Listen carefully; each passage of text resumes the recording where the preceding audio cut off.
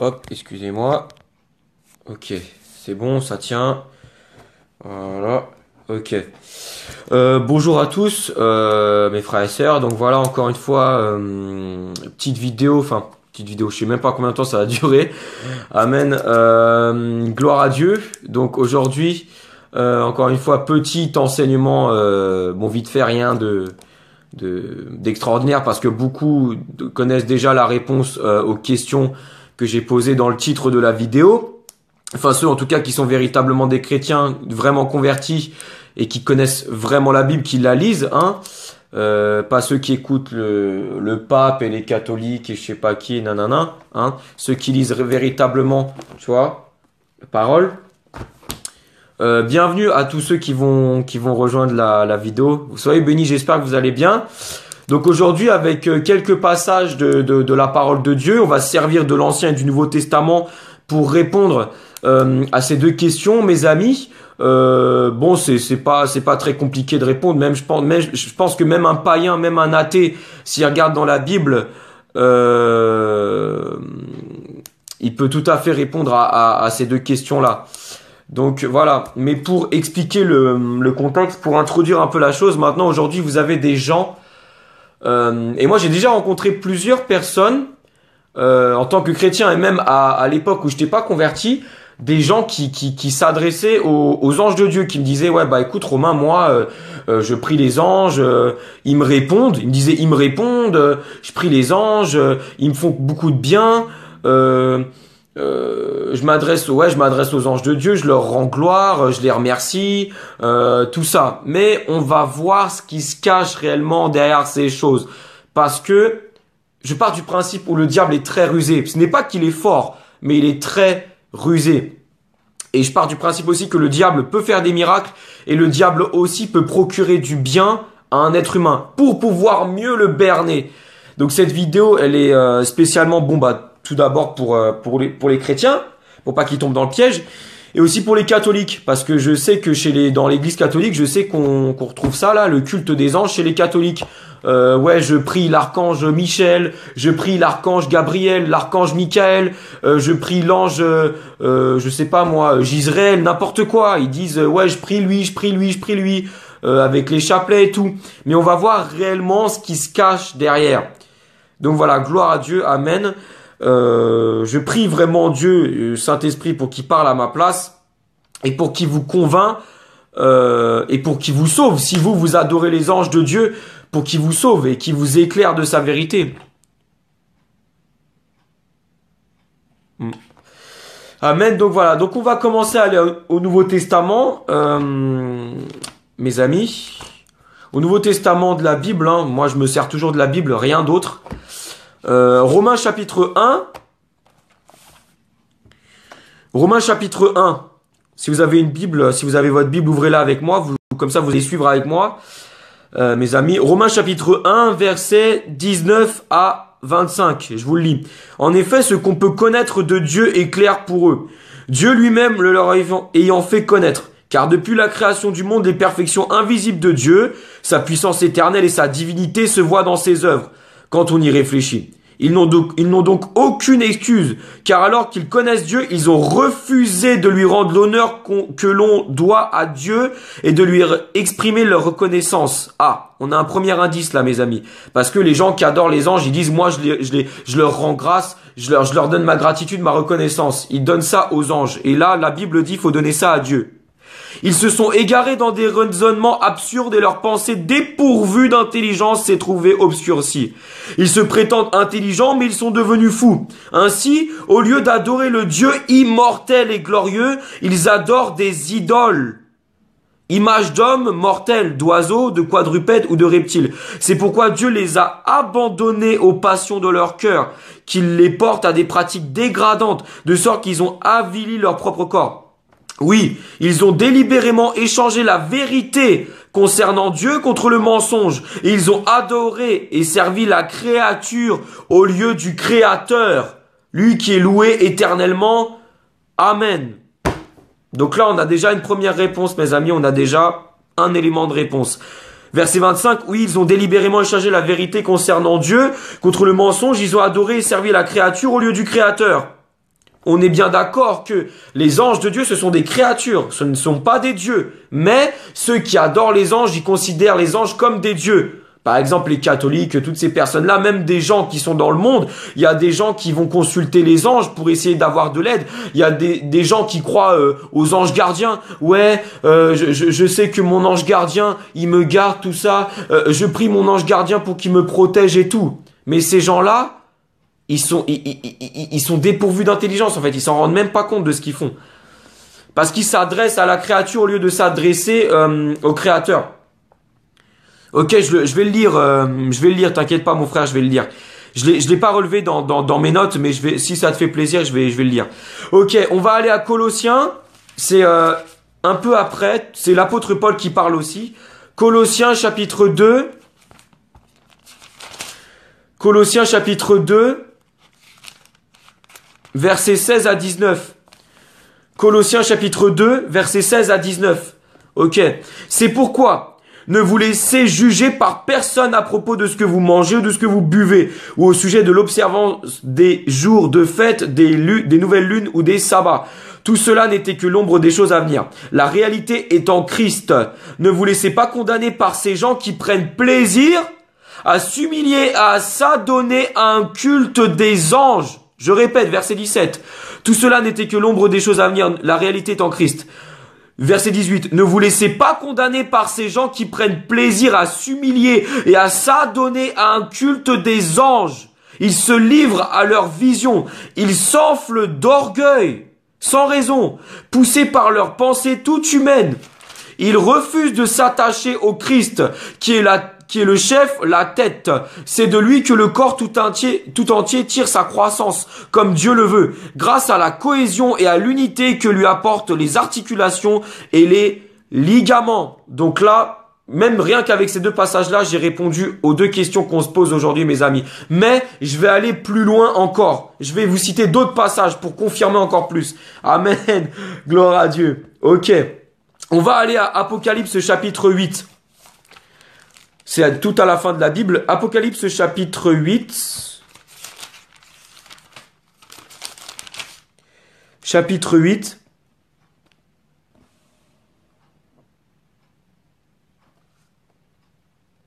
Ok.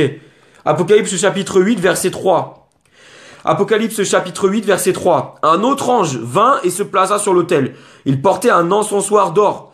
On lui remit de nombreux parfums pour les offrir sur l'autel d'or devant le trône avec les prières de tous ceux qui appartiennent à Dieu. Qu'est-ce qu'on peut comprendre par ce petit verset-là, ce petit passage-là? C'est que l'ange, en vérité, c'est pas un Dieu, c'est pas lui qu'on doit prier, c'est pas lui à qui on doit s'adresser, mais au Créateur. L'ange, ce n'est qu'un messager, l'ange, c'est un serviteur de Dieu comme un autre. C'est pas le Créateur, c'est pas un Dieu. L'ange de Dieu, c'est qu'un serviteur de Dieu. Lui, il ne sert que Dieu, il n'écoute que Dieu, il n'obéit qu'à Dieu.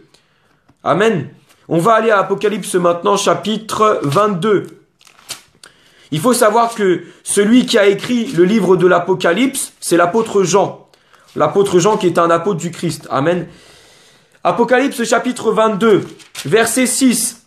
Donc là, c'est l'apôtre Jean qui rencontre un ange. Il y a un ange de Dieu qui s'adresse à lui.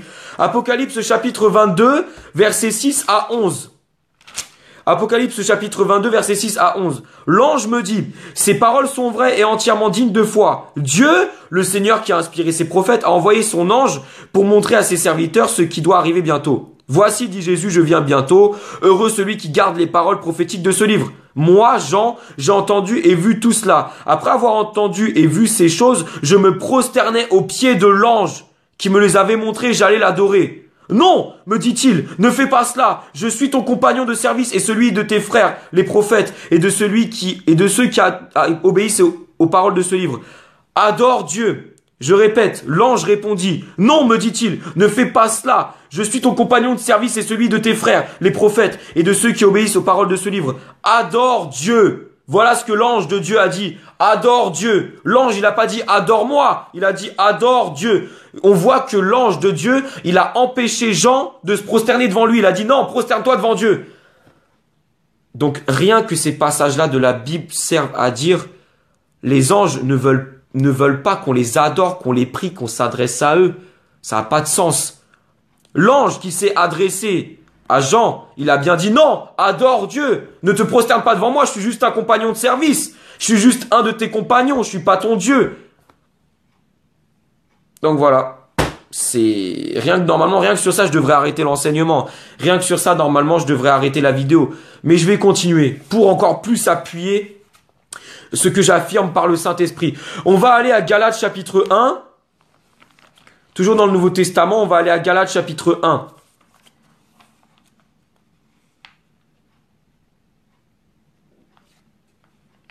Galates chapitre 1. Versets 6 à 10.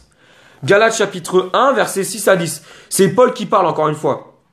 Je m'étonne de la rapidité avec laquelle vous abandonnez celui qui vous a appelé par la grâce du Christ, pour vous tourner vers un autre message.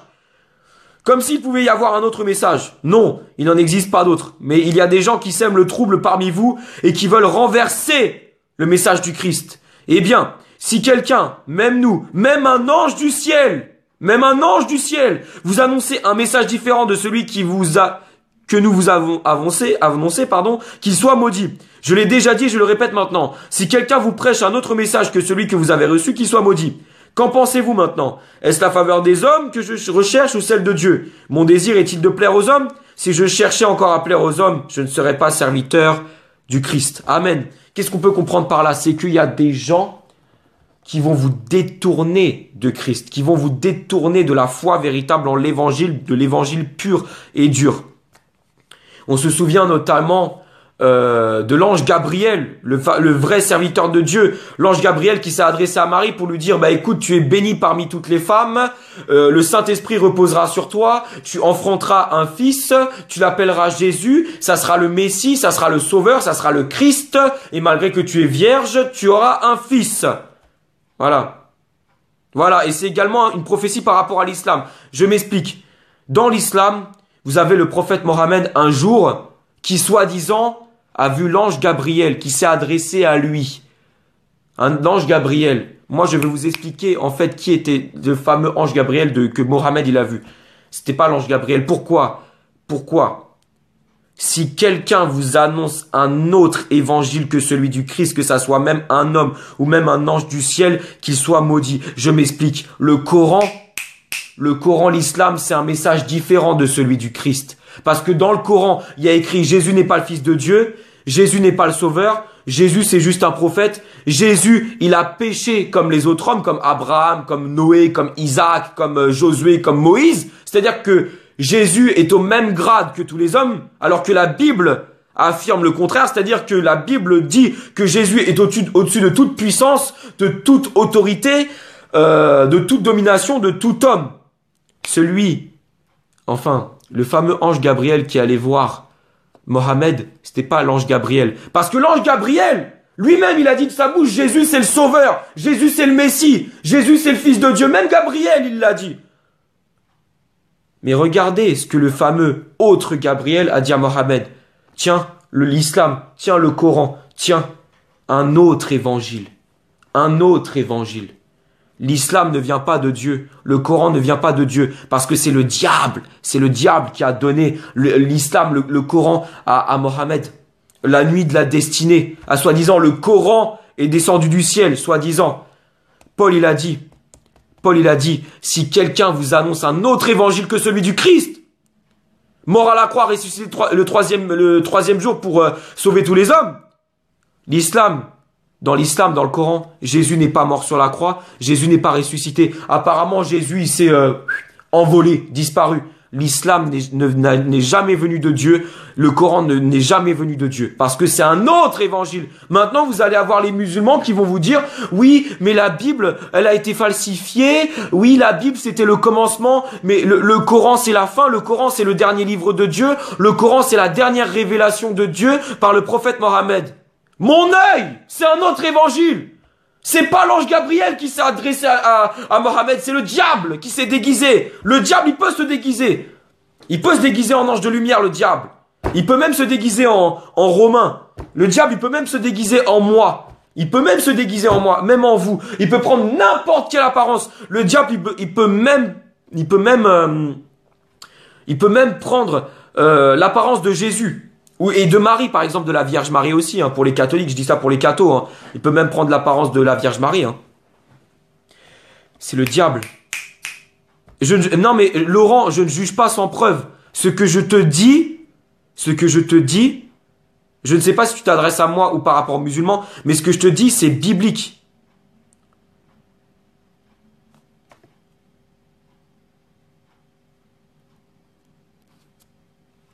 Mais de toute façon, le Dieu du Coran, c'est pas le même Dieu que la Bible, parce que dans le Coran, il y a écrit que Allah n'a pas de fils, que Jésus n'est pas le fils d'Allah, c'est pas le fils de Dieu.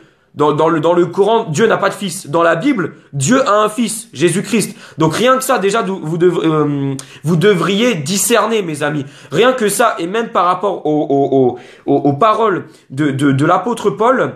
Bon, là après, je reviendrai par rapport au culte des anges, mais là, je fais une petite parenthèse sur l'islam. Mais je fais une petite parenthèse sur l'islam. Mais dans la Bible, vous avez toutes les preuves comme quoi la Bible, c'est le seul livre de Dieu qui vient de Dieu. Parce que les apôtres, et on va, vous savez quoi, on va aller au premier, on va aller au premier épître de Jean. On va faire une petite parenthèse, on va un peu s'écarter et après je reviendrai par rapport au culte des anges et tout. On va aller au premier épître de Jean. Ok. On va aller au premier épître de Jean. Ok. On va aller au premier épître de Jean, chapitre 1. Première lettre de Jean, chapitre 1, versets 1 à 4. C'est l'apôtre Jean qui parle. Pas Jean-Baptiste, hein, l'apôtre Jean. Alors, 1 Jean, chapitre 1, versets 1 à 4. Je vous le lis. Nous vous annonçons le message de celui qui est la vie, de celui qui est la vie. Donc c'est une personne. Nous vous annonçons ce qui était dès le commencement. Nous l'avons entendu, nous l'avons vu de nos propres yeux, nous l'avons contemplé et nos mains l'ont touché. Donc il parle de Jésus. Celui qui est la vie s'est manifesté, nous l'avons vu. Nous en parlons en témoin et nous vous annonçons la vie éternelle qui était auprès du Père et qui s'est manifestée pour nous. Oui, ce que nous avons vu et entendu, nous vous l'annonçons à vous aussi afin que vous aussi vous soyez en communion avec nous. Or, la communion dont nous jouissions est avec le Père, le Créateur, et avec son Fils, Jésus-Christ. Si nous vous écrivons ces choses, c'est pour que notre joie soit complète. Amen. On va aller plus loin. On va aller au premier épître de Jean, toujours chapitre 2 cette fois. Chapitre 2, verset 18 à 25. Et rien que ça devrait faire taire l'islam. Les passages que je vous donne, ça fait taire l'islam. À tout jamais. Parce que ça, c'est une révélation d'un apôtre du Christ qui a vécu avec le Christ, qui a vu le Christ sur la croix, qui l'a vu mourir et que 3 jours après, il l'a vu ressusciter. Et rien que ça, rien que les témoignages des apôtres nous servent à dire l'islam est faux, le Coran est faux. Et le prophète Mohammed est un faux prophète parce qu'il a annoncé un autre message que celui du Christ. Le prophète Mohammed disait que Jésus n'était pas le fils de Dieu. Il était contre Jésus. Jésus, il a dit dans les évangiles, quand il s'est adressé à ses disciples, celui qui n'est pas avec moi est contre moi. Et celui qui n'assemble pas avec moi disperse. Disperse. Faites attention, mes amis. Premier épître de Jean, chapitre 2, versets 18 à 25. Et je vais vous prouver que le fameux ange Gabriel qui a rendu visite à Mohammed, c'était le diable. Mes enfants, la dernière heure a commencé. Vous avez appris qu'un antichrist doit venir. Or, dès à présent, beaucoup d'antichrists sont là. Les musulmans, ils font partie ils ont l'esprit de l'antichrist en eux. Parce qu'ils reconnaissent pas que Jésus c'est le fils de Dieu. Donc les musulmans, ils ont l'esprit de l'antichrist en eux. Or, dès à présent, beaucoup d'antichrists sont là. Voilà pourquoi nous savons que nous sommes entrés dans la dernière heure. Ces adversaires du Christ, donc les musulmans, les juifs, c'est des adversaires du Christ. Ces adversaires du Christ sont sortis de chez nous, mais en réalité, ils n'étaient pas des nôtres. Car s'ils avaient été des nôtres, ils seraient restés avec nous. Mais ils nous ont quittés pour qu'il soit parfaitement clair que tous ne sont pas des nôtres. On n'a pas à appeler les juifs et les musulmans nos frères, ce ne sont pas nos frères. Peut-être que ce sont nos amis, oui, il faut aimer son prochain comme soi-même, oui, mais les musulmans et les juifs ne sont pas nos frères parce qu'ils ne croient pas au message de l'évangile. Ne vous mettez pas sous le joug des infidèles. Hein, quel rapport y a-t-il entre la lumière et les ténèbres? Quel rapport y a-t-il entre Christ et le diable? Quel rapport y a-t-il entre le temple de l'Éternel et le temple aux idoles? Voilà. Et ça, c'est dans Corinthiens. Vous, au contraire, vous avez reçu le Saint-Esprit. Dans l'islam, ils ne croient pas au Saint-Esprit. Ils ne croient pas au Saint-Esprit dans l'islam. Donc celui qui est saint vous a oint et vous connaissez tous la vérité. Si je vous écris, ce n'est pas parce que vous ne connaissez pas la vérité, mais parce que vous la connaissez et qu'aucun mensonge ne vient de la vérité. Alors, qui est le menteur? C'est celui qui nie que Jésus est le Christ. Car l'Antichrist, c'est celui qui refuse de reconnaître le Père et le Fils. Car l'Antichrist, c'est celui qui refuse de reconnaître le Père et le Fils. Tout homme qui nie, tout homme qui refuse d'admettre que Jésus est le Fils de Dieu ne connaît pas non plus le Père.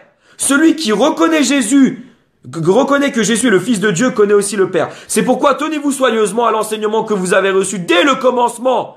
Dès le commencement. Si ce que vous avez entendu dès le commencement demeure en vous, vous demeurez aussi unis au Fils et au Père. Et voici ce qu'il vous a promis, la vie éternelle. Amen. Ok. 1 Jean chapitre 3. 1 Jean chapitre 3 verset 1. 1 Jean chapitre 3 verset 1. Voyez combien le Père nous a aimés pour que nous puissions être appelés les enfants de Dieu. Et nous le sommes. Voilà pourquoi le monde ne reconnaît pas qui nous sommes. C'est qu'il n'a pas connu le Christ. C'est qu'il n'a pas connu le Christ. Les musulmans ne connaissent pas Jésus. C'est-à-dire que le Jésus du Coran, ce n'est même pas le même. Ce n'est pas le même que Jésus de la Bible. Dans l'islam, dans le Coran, Jésus n'est pas mort crucifié. Jésus n'est pas mort, il s'est envolé, il a été enlevé, je sais pas quoi. Hein, c'est ce que tous les musulmans disent. Dans la Bible, il est écrit noir sur blanc. Les apôtres ont témoigné de ce qu'ils ont vu, et j'en atteste aujourd'hui encore, pour contrecarrer l'islam, parce que je suis anti-islam. Je suis pas anti-musulman, c'est pas contre les musulmans que j'en veux. C'est contre leur religion qui est anti-Christ, qui est contre Christ, qui est contre le sacrifice de Christ. Vous voyez ce que je veux dire? Leur religion, l'islam et la religion entière de l'islam et tout tourne autour du prophète Mohammed, ça n'a jamais venu de Dieu. L'ange qui s'est manifesté à Mohammed, ce n'était pas Gabriel.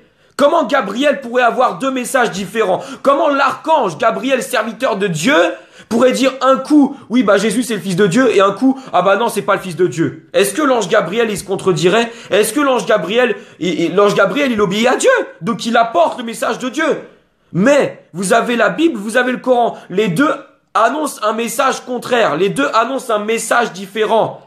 Ils annoncent un message différent. Donc, qui croire?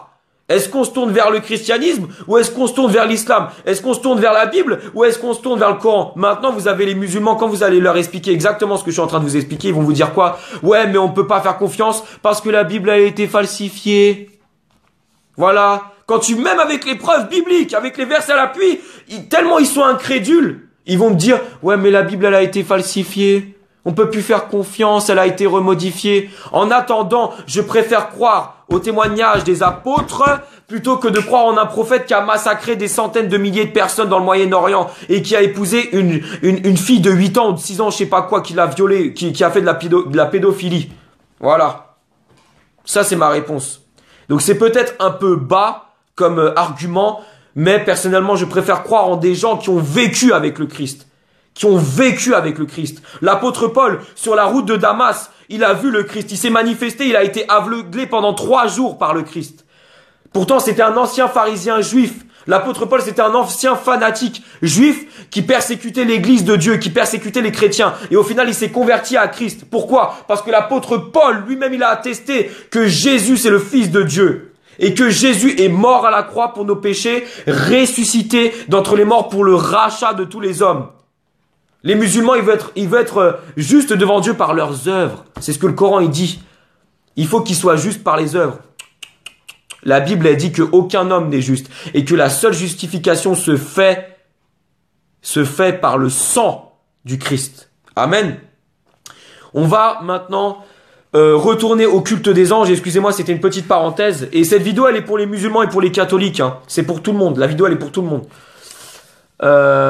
Ok. On va aller dans l'Ancien Testament par rapport au culte des anges, des créatures au lieu du Créateur. Non, ce que je t'explique, Vanessa, écoute. Leur Jésus du Coran, leur Issa, là, celui qu'ils appellent Issa, Jésus du Coran, ce n'est pas le même que celui de la Bible, parce que dans le Coran, il y a écrit que Jésus n'est pas mort sur la croix, que Jésus a été envolé ou repris, ou je sais pas quoi, j'ai oublié les versets, j'ai oublié les sourates, mais le Jésus du Coran, ce n'est pas du tout le même que le Jésus de la Bible. C'est-à-dire que le diable, quand il a créé le Coran, quand le diable a créé le Coran, il a pris un peu de vérité de la Bible, mais il l'a mélangé à de l'erreur. Pour pas que les musulmans, ils se tournent vers la Bible, ils se tournent vers le Christ. Tu vois ce que je veux dire? Le Issa du Coran, ce n'est pas le Jésus de la Bible. Parce que le Jésus de la Bible, il est mort à la croix ressuscité. Le Jésus du Coran, il est pas mort à la croix. Il est pas mort. Le Jésus du Coran, il s'est pas sacrifié. Il a fait son taf et puis après, il est allé je sais pas où. Voilà. Donc ne vous laissez pas avoir, chrétiens. Quand les musulmans vont vous parler de Jésus, ils parlent de leur Jésus à eux. Ils parlent de leur Jésus du Coran. Ils parlent pas du Jésus de la Bible. Ils parlent du Jésus qui est pas mort, qui est pas crucifié, il s'est envolé. Non. Ne vous laissez pas avoir. Ne vous laissez pas avoir. Faites gaffe aux musulmans. Faites gaffe aux musulmans. Parce que quand ils vont vous parler de Jésus, ils vont vous parler du Jésus qui n'est pas mort sur la croix. Or, si quelqu'un vous annonce un autre Christ, un autre message, si quelqu'un vous annonce un autre Christ que les apôtres ont annoncé, qu'il soit maudit. Qu'il soit maudit. Qu'il soit maudit. Que ça soit un homme ou un ange qui vous annonce qu'il soit maudit. Parce qu'il vous annonce un autre Christ. Qui vous annonce un autre Jésus. Le Coran, il a un autre Jésus. Le vrai Jésus, il est dans la Bible. Il est dans la Bible, le vrai Jésus. Il n'est pas dans le Coran. Le Coran, ça vient pas de Dieu. Voilà. Même si les musulmans, ils vont vous dire, ouais, mais on respecte votre livre. Ouais, mais on aime Jésus. Pipo, pipo, pipo, pipo. Ouais, mais de toute façon, la Bible, elle a été falsifiée. Mais donne-moi les preuves. Parce que c'est leur premier argument. Les musulmans, ils vont vous dire ça. Donnez-moi les preuves. Par qui elle a été falsifiée? En quelle année? Par qui? Comment? Puisque tu ouvres ta bouche.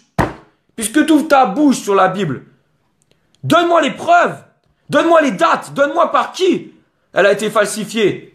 Au lieu de balancer ton argument comme ça. Ça a aucune valeur, leur argument, la Bible a été falsifiée. Ils vont vous dire ça, et quand tu vas leur demander, ouais, mais elles sont les preuves? Ils vont commencer à bégayer.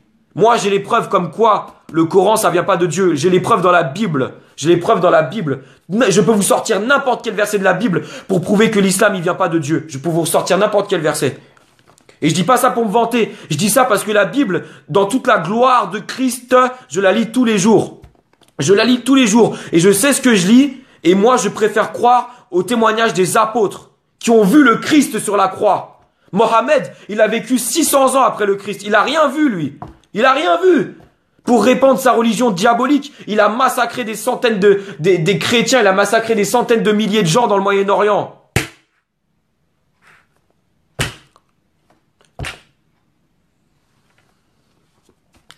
On va aller en l'Ancien Testament, on va retourner au culte des anges, parce que sinon je me connais, je vais passer des heures par rapport aux musulmans, je vais y passer des heures, et ça sert à rien parce qu'on peut pas les convaincre, et ils sont incrédules, ils ont le cœur endurci.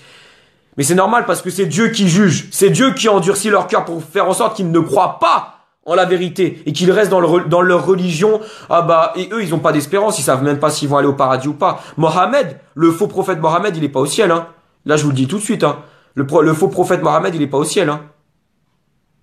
Il n'est pas au ciel. Il n'est pas au ciel. Parce qu'il a annoncé un autre message que celui de l'évangile. Il a annoncé un autre message. Et en plus, il a fait du carnage. Tout le monde sait qu'il a massacré des centaines de milliers de personnes. Avec sa soi-disant guerre sainte. Alors qu'une guerre n'a rien de saint. Une guerre, ça n'a rien de saint. Vous regardez Jésus, vous comparez Jésus de la Bible avec Mohammed. Le choix, il est vite fait, hein. Le choix, il est clair. Je préfère Jésus que Mohammed, hein, clairement. Mais Mohammed, il a annoncé des choses contraires à celui du Christ. Voilà pourquoi Mohammed est un faux prophète. C'est un faux prophète.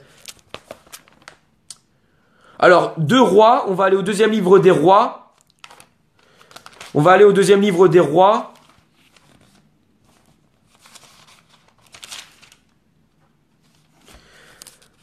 Deuxième livre des Rois, pardon, chapitre 17.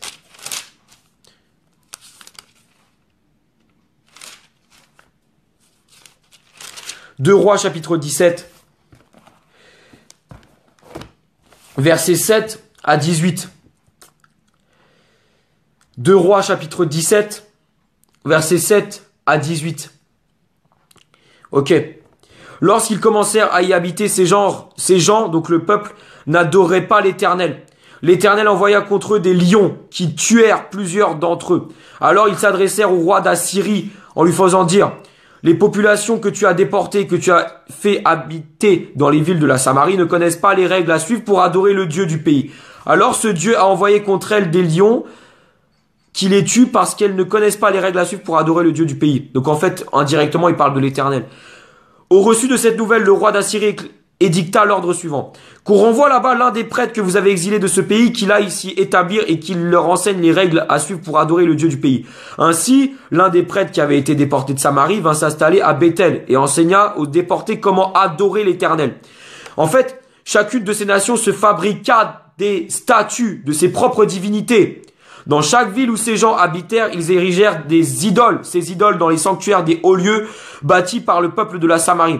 Les gens venus de Babylone firent une statue de Sukkot-Bénoth, ceux de Kout firent une idole de Nergal, ceux de Hamath en firent une d'Ashima, ceux d'Ava en firent de Nibaz, et de Tartak ceux de Sepharvaïm.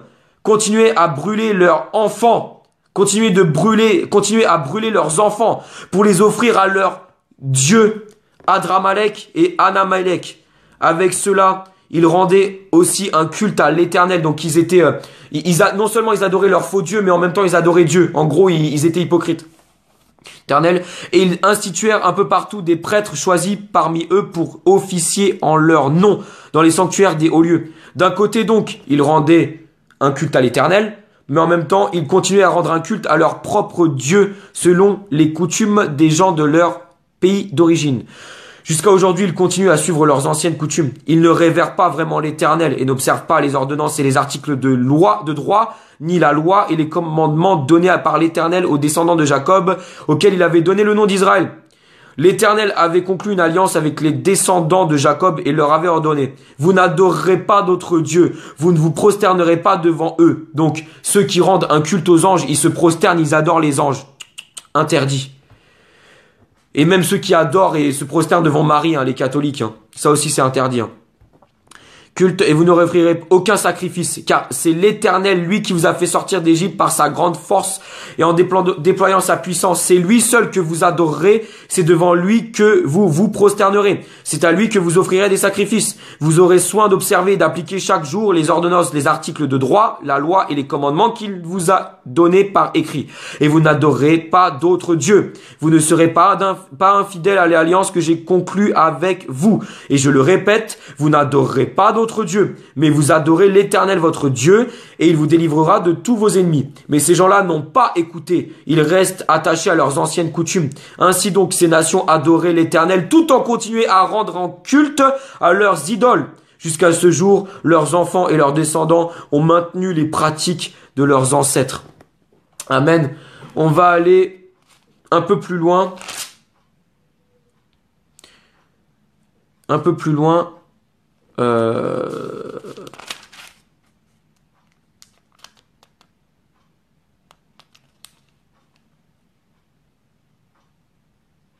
2 Rois chapitre... Excusez-moi mes frères et sœurs. Ah non, c'est bon.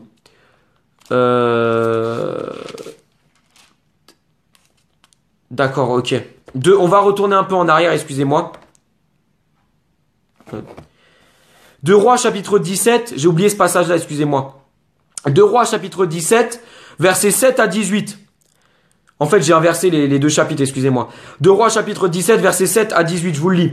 Ce malheur frappa les Israélites parce qu'ils avaient péché contre l'Éternel, leur Dieu qui les avait fait sortir d'Égypte, et les avait délivrés de l'oppression du Pharaon, roi d'Égypte, et parce qu'ils avaient révéré d'autres dieux, ça disant.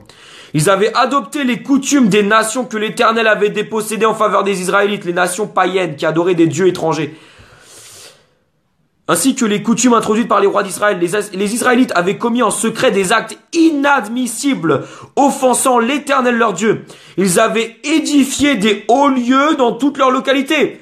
depuis les postes d'observation jusqu'aux villes fortifiées. Ils avaient dressé des stèles et des poteaux sacrés pour la déesse Ashéra, sur chaque colline élevée et sous chaque arbre verdoyant. Et là, sur ces hauts lieux, ils avaient fait brûler des parfums comme les nations que l'Éternel avait chassées devant eux. Ils s'étaient adonnés à des pratiques coupables par lesquelles ils avaient irrité l'Éternel. Ils avaient rendu un culte aux idoles, alors que l'Éternel leur avait ordonné de ne pas le faire.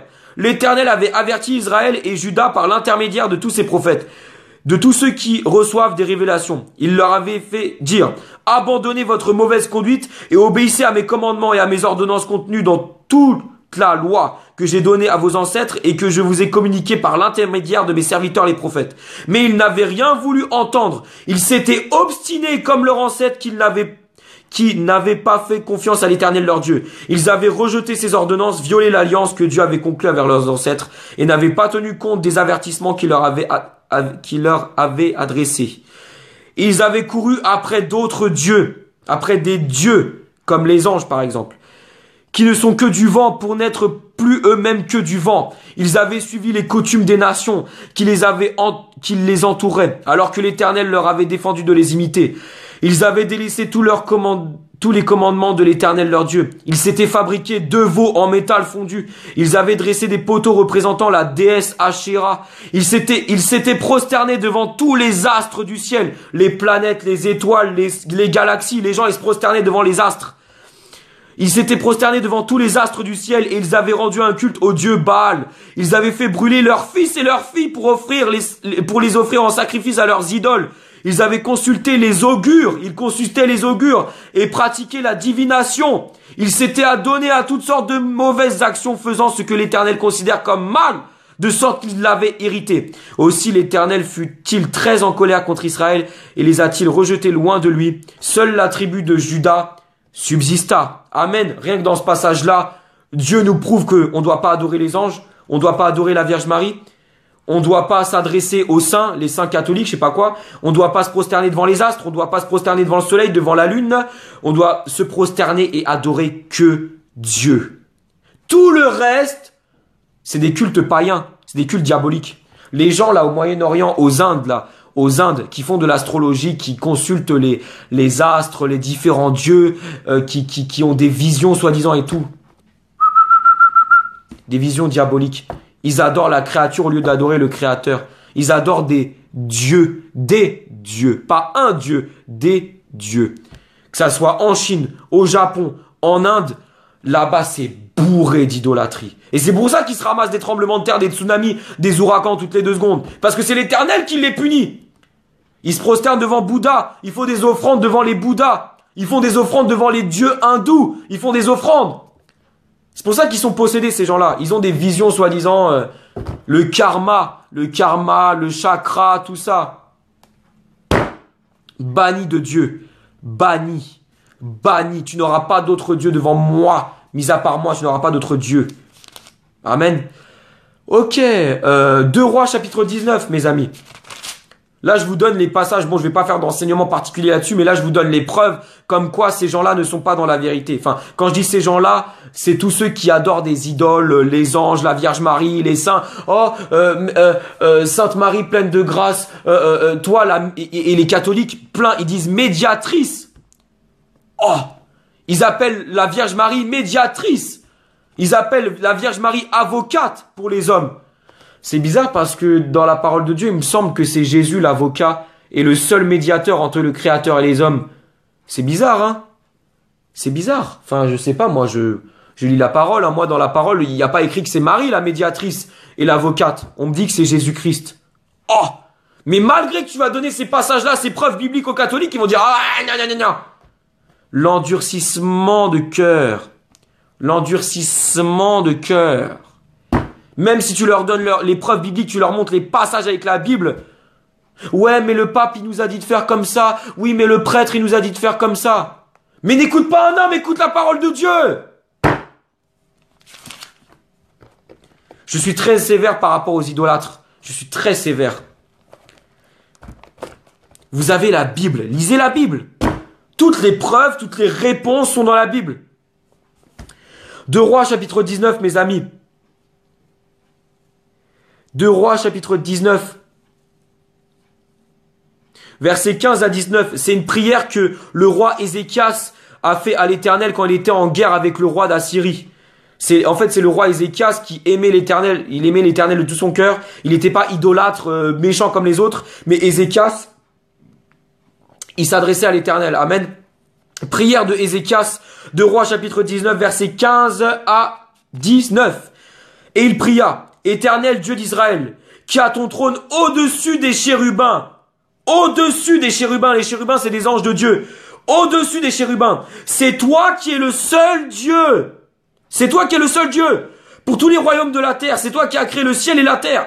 Éternel, prête l'oreille et écoute. Éternel, ouvre les yeux et regarde. Entends les paroles que Sanhéchérib, c'était le roi d'Assyrie qui voulait envahir Jérusalem. Entends les paroles de Sanhéchérib a envoyé dire pour insulter le Dieu vivant. Il est vrai, ô Éternel, que les rois d'Assyrie ont exterminé les autres nations et ravagé leur pays, et qu'ils ont jeté au feu leurs dieux. Parce que ce n'étaient pas des dieux. Je répète, verset 18, et qu'ils ont jeté au feu leurs dieux, parce que ce n'étaient pas des dieux. Ils ont pu les détruire parce que ce n'était que des objets en bois ou en pierre fabriqués par des hommes. Mais toi, Éternel, notre Dieu, sauve-nous maintenant de Sanhéchérib, pour que tous les royaumes de la terre sachent que toi seul, Éternel, tu es Dieu. Tu es Dieu. Amen. Ok. On va aller au livre du prophète Habakkuk. On va aller au livre du prophète Habakkuk. Non, excusez-moi, pardon. On va d'abord terminer avec le deuxième livre des rois. 2 Rois chapitre 21. 2 Rois chapitre 21, versets 1 à 16. 2 Rois chapitre 21, versets 1 à 16. Ok. Pour vous expliquer le contexte, c'est pendant le règne du roi Manassé sur Juda, sachant que Manassé était le fils d'Ézéchias. C'était le fils du roi Ézéchias. Il lui a succédé sur le trône tout simplement. Manassé, c'était le fils d'Ézéchias, que je vous ai parlé juste avant là. Alors le règne de Manassé sur Juda, ok. Verset 1 à 16, 2 Rois chapitre 21. Manassé était âgé de 12 ans à son avènement. Donc quand il est monté sur le trône, il avait 12 ans.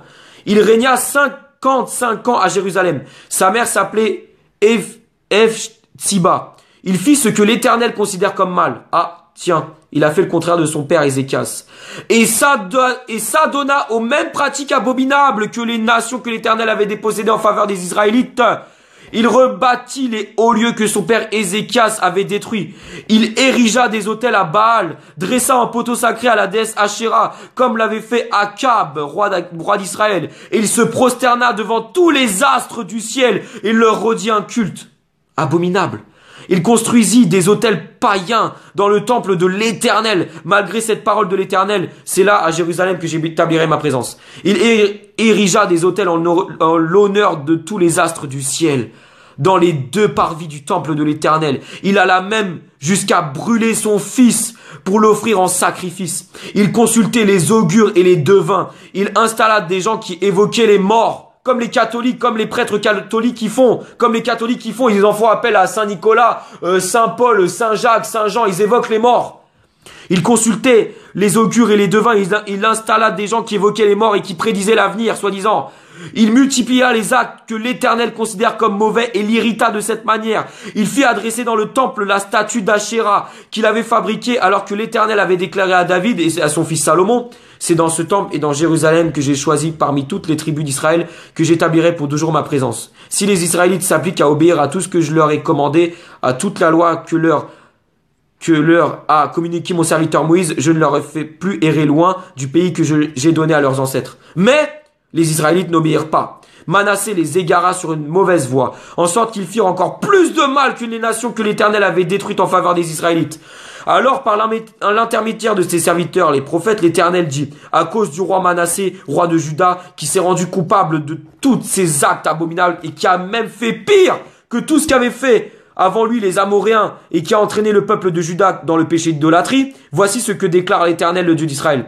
Je vais amener sur Jérusalem et sur Juda un malheur tel que tous ceux qui entendront parler seront abasourdis. Je vais faire subir à Jérusalem le même sort qu'à Samarie et je leur réduirai au même état que la descendance d'Akab. Je viderai la ville de ses habitants comme on nettoie un plat et qu'on le retourne à l'envers après l'avoir nettoyé. J'abandonnerai ce qui reste du peuple qui m'appartient et je le livrerai au pouvoir de ses ennemis qui le pilleront et le dépouilleront. J'agirai ainsi parce qu'ils ont fait ce que je considère comme mal et qu'ils n'ont pas cessé de m'irriter depuis le jour où leurs ancêtres sont sortis d'Égypte jusqu'à aujourd'hui. Manassé fit aussi tuer beaucoup de gens innocents au point que Jérusalem fut remplie d'un bout à l'autre de ses victimes, sans compter les péchés dans lesquels il entraîna Juda en faisant ce que l'Éternel considère comme mal.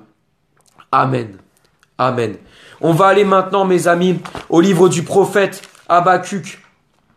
Au livre du prophète Habakkuk. C'est vraiment plus loin.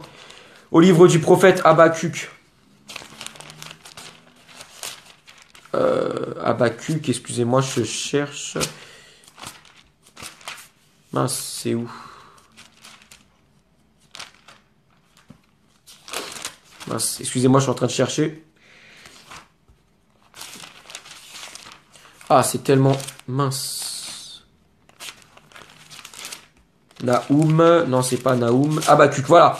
Habakkuk, chapitre 2. Ouais, Habakkuk, chapitre 2.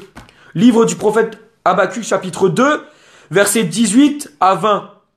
Habakkuk, chapitre 2, versets 18 à 20, c'est le prophète qui parle. À quoi sert une idole sculptée par l'artisan? Une statue de métal fondu, qui n'est qu'un guide mensonger? Car celui qui l'a faite se confie en son œuvre pour fabriquer une idole muette. Oui, malheur à qui dit à un morceau de bois, réveille-toi! À la pierre muette, allons, sors du sommeil. Peuvent-ils enseigner? Voici, ils sont plaqués d'or et d'argent, mais il n'y a en eux aucun souffle de vie. L'Éternel, lui, se tient dans son saint temple, que le monde entier fasse silence devant lui. Amen. C'est ce qu'ils font les bouddhistes, les animistes, ils se prosternent devant les arbres, les autres ils se prosternent devant Bouddha, les autres ils se prosternent devant les anges, les autres ils se prosternent devant les astres du ciel. Tout est dénoncé dans la parole. Tout est dénoncé dans la parole. Amen. Ézéchiel. Tout ça, c'est pour dire qu'il faut arrêter d'adorer les anges. Il faut arrêter d'adorer les anges. Il faut arrêter. Ézéchiel, livre du prophète Ézéchiel.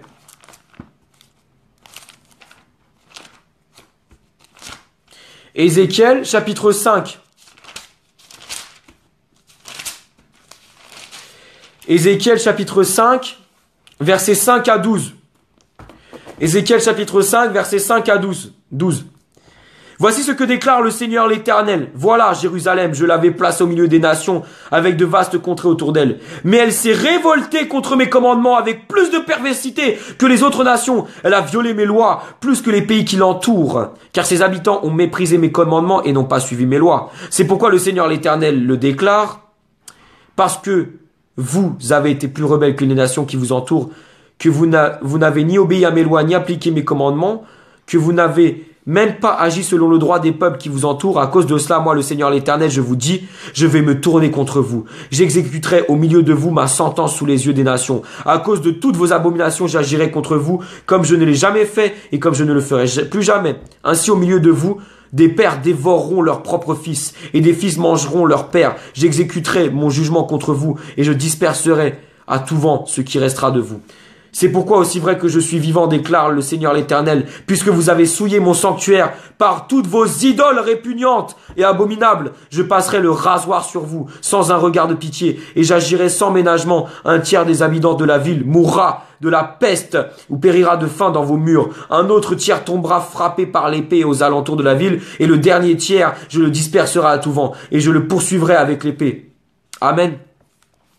Voilà, à cause des idoles, à cause des idolâtres. Ézéchiel chapitre 8. Ézéchiel chapitre 8. Et on va s'arrêter là, mes amis. Après, je vous laisserai. Ézéchiel chapitre 8, versets 2 à 18. Ézéchiel chapitre 8, versets 2 à 18. Je regardais et je vis un être qui ressemblait à un homme. En-dessus de ce qui semblait être ses reins, c'était comme du feu. Et au-dessus, il y avait comme l'éclat d'un métal. En vérité, Ézéchiel, il a vu Jésus.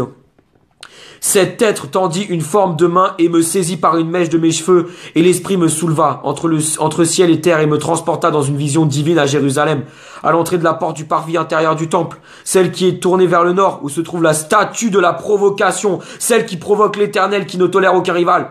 Et voici que la gloire du Dieu d'Israël m'apparut là, exactement comme je l'avais vu dans la plaine. Et il me dit, « Fils d'homme, lève les yeux du côté du nord. » Je levai les yeux du côté du nord, et voici qu'au nord de la porte de l'autel, cette statue de la provocation se dressait dans l'entrée. Il me dit encore, « Fils d'homme, vois-tu ce qu'ils font? Regarde les pratiques si abominables que les Israélites commettent en ce lieu pour m'éloigner de mon sanctuaire. Mais tu en verras encore de plus graves. » Puis il me conduisit à l'entrée du parvis, et je vis qu'il y avait un trou dans le mur. Il me dit, « Fils d'homme, perce la muraille !»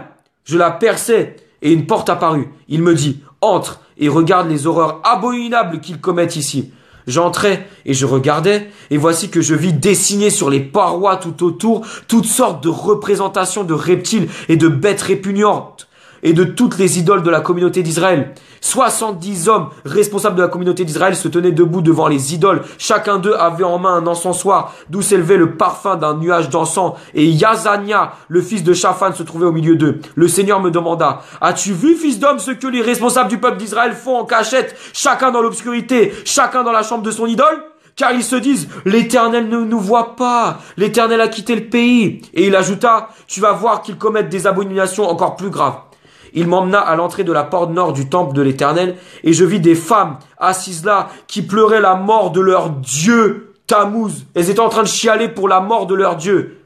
Aucun sens. Et il me dit, « As-tu vu, fils d'homme? Tu verras encore d'autres abominations, encore plus graves que celle-ci. » Il m'entraîna vers le parvis intérieur du temple de l'Éternel. Et voici qu'à l'entrée de ce temple de l'Éternel, entre le portique et l'autel, j'aperçus environ 25 hommes qui avaient le dos tourné au sanctuaire et se tenaient face à l'Orient. Ils se prosternaient en direction de l'Orient pour adorer le soleil.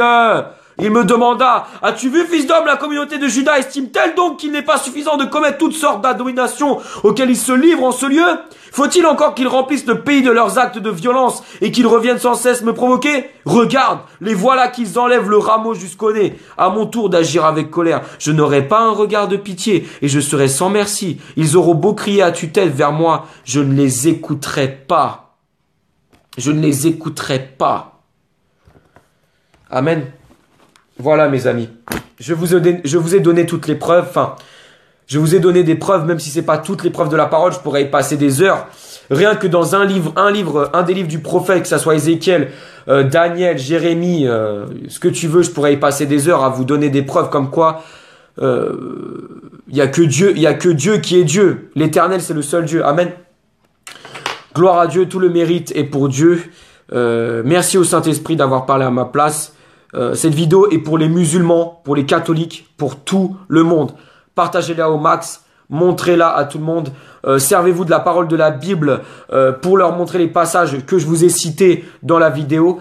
Et en espérant qu'ils abandonnent leur culte païen, c'est l'objectif. Et qu'ils se tournent vers l'évangile, qu'ils se tournent vers le Christ, le seul sauveur et Seigneur que le Créateur nous ait donné, son propre Fils. Amen. Passez une excellente une excellente journée. Excusez-moi, mes frères et sœurs, je suis un peu fatigué. Amen. Voilà, soyez tous bénis.